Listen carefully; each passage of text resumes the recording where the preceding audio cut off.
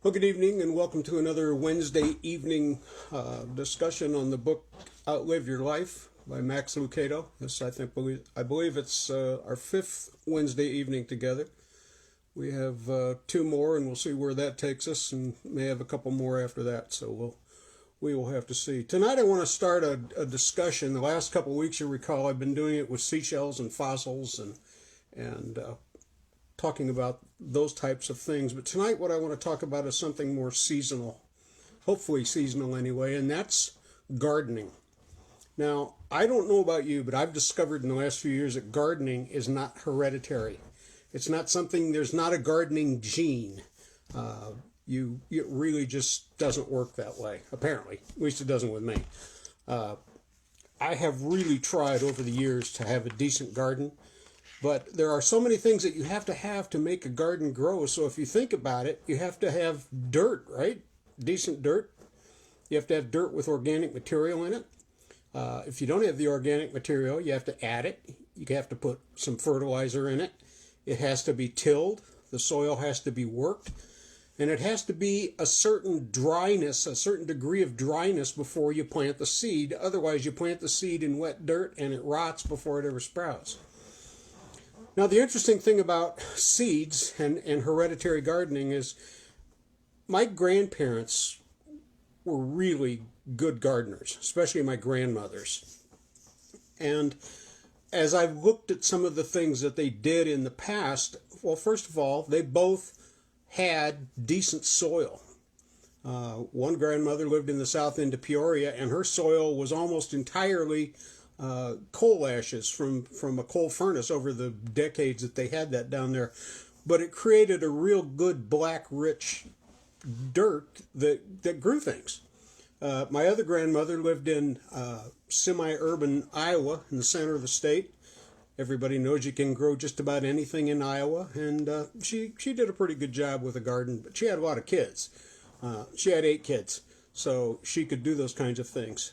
Now, Helen and I, for years and years and years, when we lived in the town of Danvers, we had some of the best garden you could ever have. When we first moved in, the person that had lived there before had strawberries that had all become overgrown. So we worked for about 2 weeks getting the weeds out of the strawberry patch, because you don't need weeds in a strawberry patch. And as it turns out, we did all of that for 5 quarts of strawberries. And this was a huge patch of garden. It was basically a half of the lot that the house was sitting on. So we kind of gave up strawberry gardening. And then I thought that next year that I would plant zucchini. And I wanted to plant enough zucchini and enough radishes that they would last the whole season. So our garden had 40-foot rows. So I planted 5 40-foot rows of radishes all at once, and I planted 5 40-foot rolls of zucchini all at once. I planted a few other things, but they were not nearly as memorable as the radishes and the zucchini. Somewhere in my mountains of pictures and old things from the past, I've got a picture of me and my 3/4-ton pickup truck filled with zucchini, taking it into town to try to give it away. And as you all know, if you raise zucchini around here, if you have a good year of zucchini, you can't even give it away after a while. But it was fun. I learned a lot of things from it. I also learned that if you want radishes all season, you don't plant them all at the same time. Because by the time you get to that last row, they're about the size of tennis balls. And they're just, you could use them for firewood. They're terrible. They're just terrible. So I'm a city boy. I was raised in inner city Peoria. In fact, the distance between the house I grew up and the next door neighbors was 1.5 feet. The other one was about 18 feet, and that was their property. Our property on that side was about 1.5 feet. So we had very little yard. We had a lot of shade, and there was no way anything was going to grow in that. So we basically depended on people to give us food or get the food from the farmers markets. Or back then, people would knock on your door and sell, would you like to buy some peaches? Would you like to buy some corn? Would you like to buy this, buy that? And that's how we got a lot of the produce that we had. But I couldn't grow it. I mean, there was no way to grow it. We didn't have any ground. Even our backyard was, barely big enough for a 2-car garage. but my dad put one there anyway, and that completely eliminated any gardening there. So then we moved to Danvers, and we had some amazing black dirt. It was the best black dirt in the world. That was 45 or 47 years ago. I still have rhubarb plants that come up every year from ones I dug up there when we moved here back 30 years ago. And I gave some to my cousin, and I gave some to my uncle. They all had rhubarb and still have rhubarb. So as we look at those kinds of things, I had virtually nothing to do with the rhubarb. It was already there before we moved in. The other thing I had that I could not kill it, was horseradish.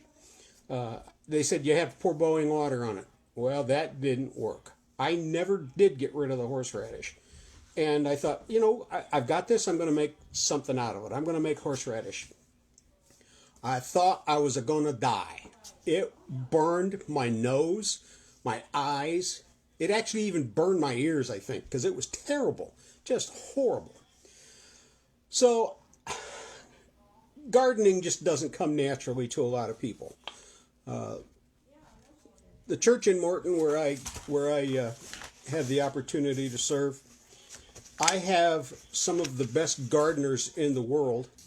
And our church is an old barn. It's an old dairy barn. It was built in 1823, so we're coming up on our 100th anniversary of the barn itself.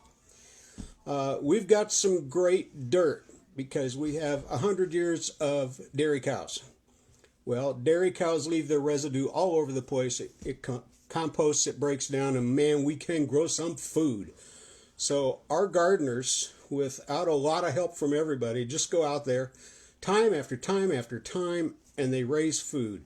And we donate it to people that need the food. And it's good food. It's wonderful food. I love it when we can have potlucks, because in the summer our potlucks always include tomatoes, cucumbers, peppers, all of the things that we grow in central Illinois in our gardens. But we've covered the dirt. We need to talk now about water. Water, if you don't have a good source of water, you're not going to get anything to grow. So we are blessed living here in central Illinois that it's been about, I think it's been 30 years since we had a major drought. We have some dry summers, but not to the point where it's like, okay, we're not going to be able to grow anything. The only thing we can grow here this year is cracks in the ground. And when I talk to our gardeners and ask them, how often are you watering? They have to water sometimes. They have to water frequently sometimes. It just depends entirely on the season.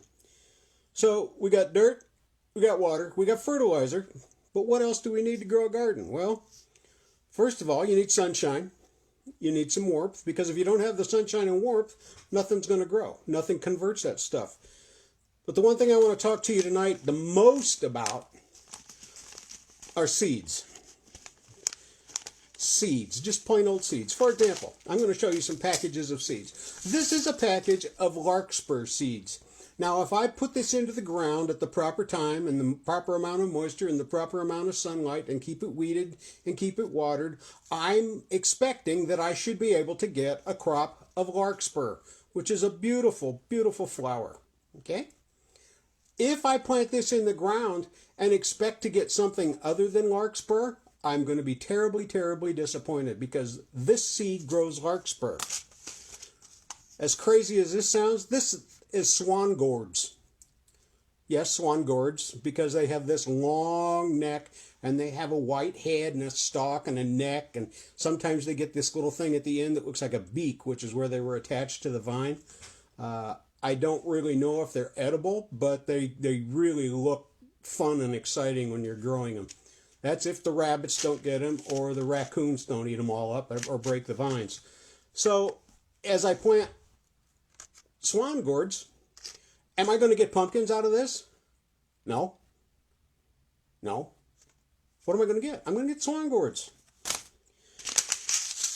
Here's one of my favorites, spinach. Plain old spinach. Spinach is another one of those vegetables that you don't plant all at once. Okay? Spinach comes up pretty fast.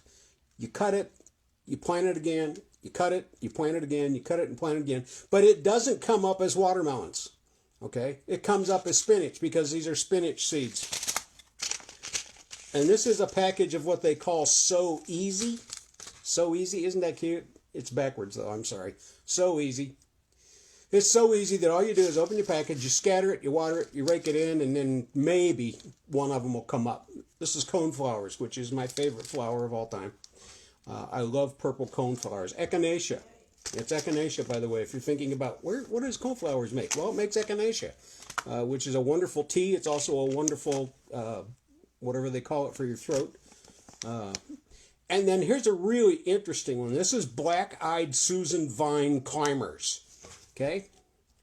Pretty little flowers. They climb. Okay? So if you don't want a plant that climbs, don't get these because these go. They go like crazy.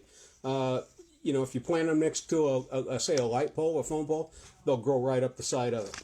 But keep in mind, so does morning glory and poison ivy. All of those grow up those things. So as we look at seeds, what, may I ask, do you think that Jesus ran around planting? He planted human seeds, okay? Planted human seeds. I want to read to you a couple verses from the Gospel of John, and you can find this on the 12th chapter of the Gospel of John, and it's verses 23 and 24. And Jesus is having a conversation, and it says, the hour has come for the Son of Man to be glorified. I tell you the truth, unless a kernel of wheat falls to the ground and dies, it remains only a single seed. But if it dies, it produces many seeds. Many seeds. So let's think about that. It has to produce, in order to produce, it has to die when it goes into the ground. And then the spring, up comes this shoot, and the shoot bears fruit. How about you? Okay? How about you? None of us are sitting here going, well, yeah, I want to be dead and grow after that. Well, it's a metaphor, okay? I'm not asking you to die. I wouldn't even do that to me. But anyway, excuse me, I got to get a drink.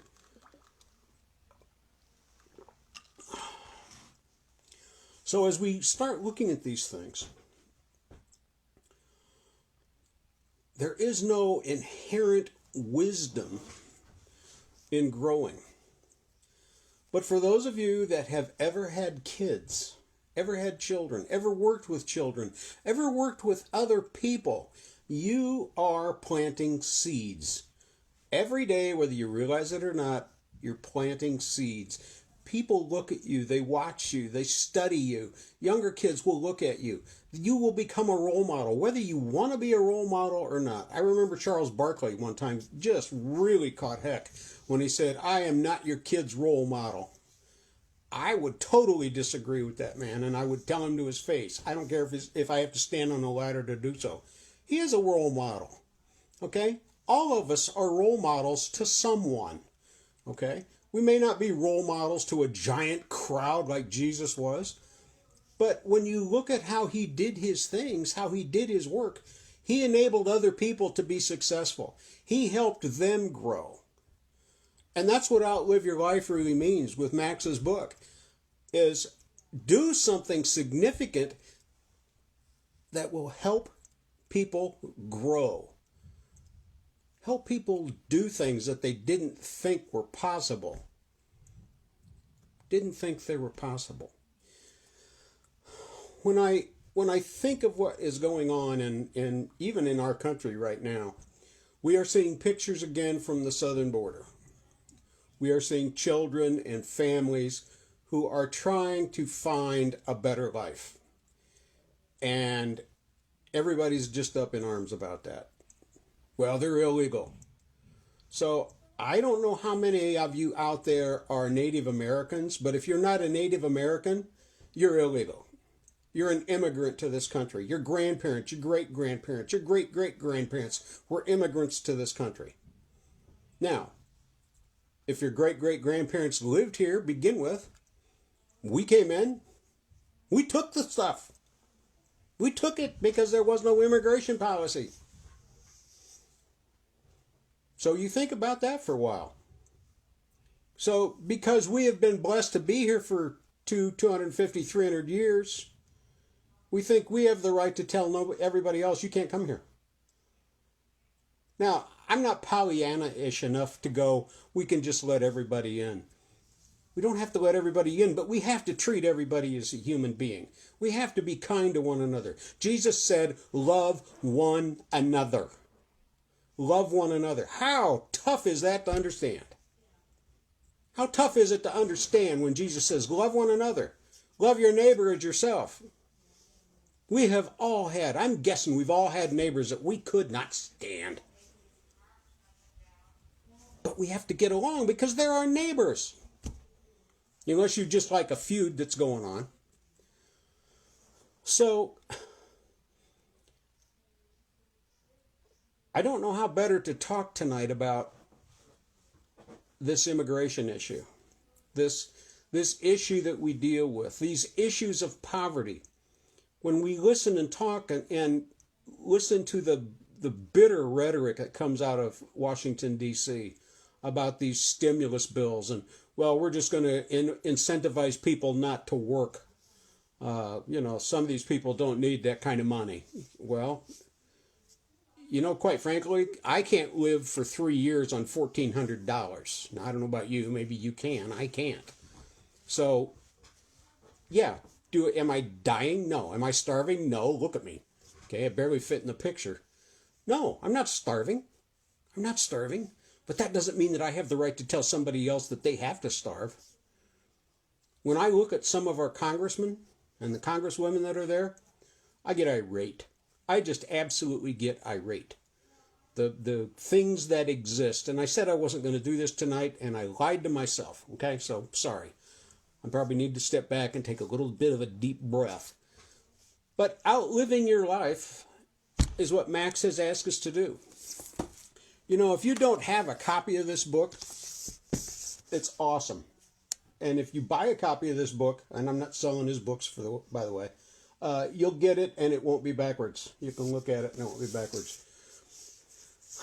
But we talked early on about, devoting ourselves to prayer and being the people that we need to become. That's what Lent is about. What are you doing? What are you doing to help make things better? Okay? Here's a passage from 1 Peter. His is much better than mine. It says, cheerfully share your home with those who need a meal or a place to stay. God has given each of you a gift from his great variety of spiritual gifts. Use them well to serve one another. Okay? Now, as we look at these kinds of things, we see need all the time. We see need. If you go into the town of Bloomington and Normal, you're going to drive around some of these street corners, and there's always somebody there with a ratty cardboard sign panhandling. Okay? I don't know what their story is. I really struggle with that situation. As we look at these things, is there a way to help these people without feeling like you're being taken? Yes, there is. I look at things like the Salvation Army, Home Sweet Home Mission here, the Peoria Rescue Mission, all of those places that help people. But as I said in my sermon Sunday, when Jesus said, the poor will be with you always, that is not an excuse for us to turn a blind eye to people that are in need. So, I know we have people in our midst that have health needs. There are people every week that we add on our prayer list. There are people every week almost that we take off of our prayer list because they've passed on. So we add their families as they go through grieving. So we deal with these things and we try to grasp them as best we can. But the thing I want to ask you is what seeds are you planting? Okay? Are you planting the seeds of love? Are you planting the seeds of hate? Both grow quite well. Okay? Yeah, they do. Both of them will grow very, very well. And depending on which one you tend the most depends on what crop you're going to get. So, as this spring continues, I got tulips coming up here in my house. I got some resurrection lilies coming up. and they'll probably get frosted out tomorrow because now they're calling for snow. Great. Yeah, okay. I don't want to go down that path either. So, anyway, sorry. Time out. Time out. I'm going to get a drink with that comment. This is just water, by the way, just in case some of you were thinking that it's something different. So, as we start looking at our seeds, what are we planting? What have we planted? You know that I have told all of you this. If you are still breathing, your work isn't done. Your work isn't done. As I see people come online tonight, I see my friends, I see some teachers that have come online. We're not done. We're not done. There's still things that need to be done. A cold drink of water, a hot meal, a place to stay, some kind of sustenance that keeps us going. Anybody that's driven through Morton lately knows that gas is now $3.09 a gallon. Can I do anything about it? No. Can you? No. We've had it pretty good for the last 2-3 years on gas prices. It's not great, but we've been kind of sitting here going, okay, when's this all going to end? Well, it's come to an end. We get a hurricane early on in the hurricane season. We might be astounded with gas prices. Most of us can pay for our gas. It's not like we've got all of the money in the world. We oftentimes don't have the money to fill up our cars. But how do we help others? How do we help others? I read a story this week on Katharine Hepburn when she was a child.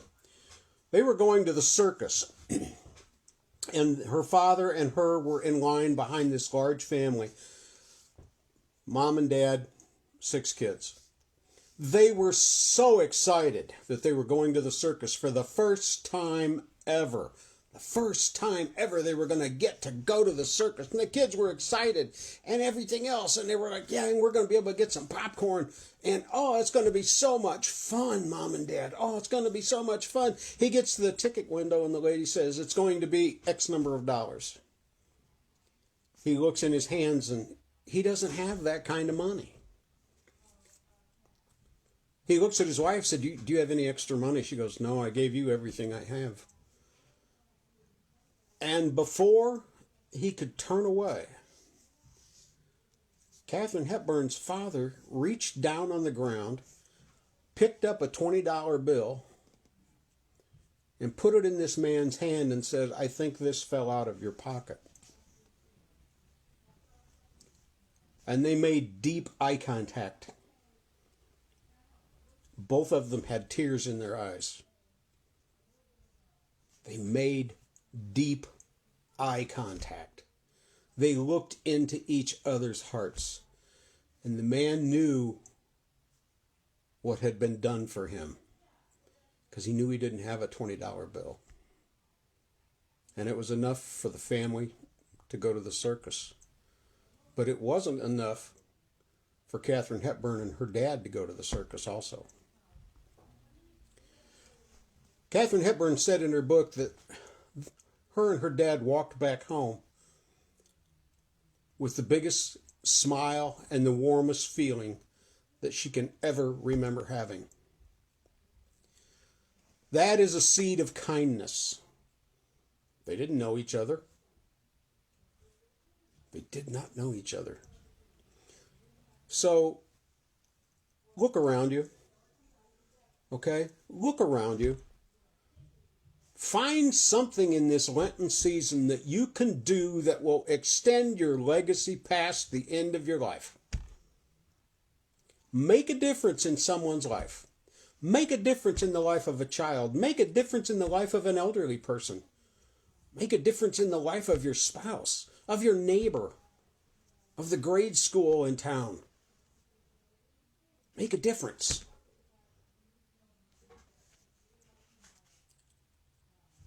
Love one another.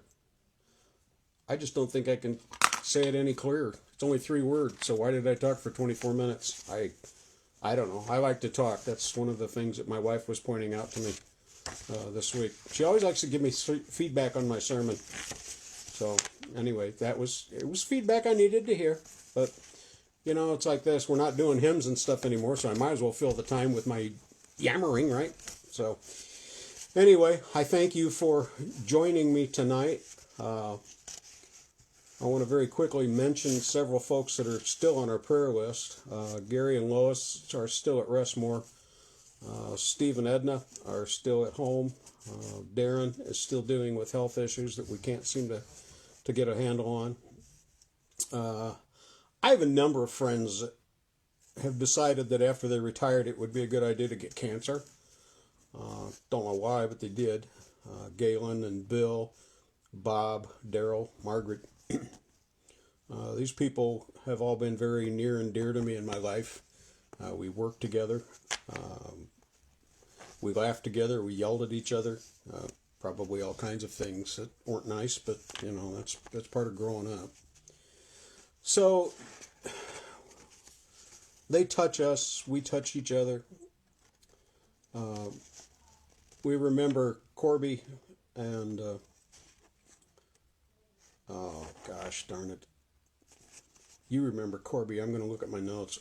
Anne Marie Moore and her family after Pete passed away just before Christmas. So some of these things are heavy on my heart, and I want you to know, each and every one of you, that every week after we're done, I give it a couple days to see who tuned in. And I say a little prayer for each and every one of you. And whether you want it or not, you're going to get it. Okay? So I would like to share with you this prayer that I found this week in my studies. It says, Jesus, thank you for the sacrifice you made on our behalf. Help us to continue planting the seed of your word, that your harvest of souls might indeed be full and beautiful. Amen. The harvest of souls. Ever stop to think that that's why you were planted? Your job is to grow and produce a harvest of souls. So get to work. I don't care whether you're Presbyterian or Catholic or Methodist or Hindu or anything. Your job is to develop that harvest of souls. Because one day we're all going to be on the other side. Every one of us will be on the other side. And quite frankly, I want to see you there. Okay? I want to see you there. And so now may the Lord watch between me and thee while we are absent, one from the other. Go in peace. God bless. It was good to be together. Take care.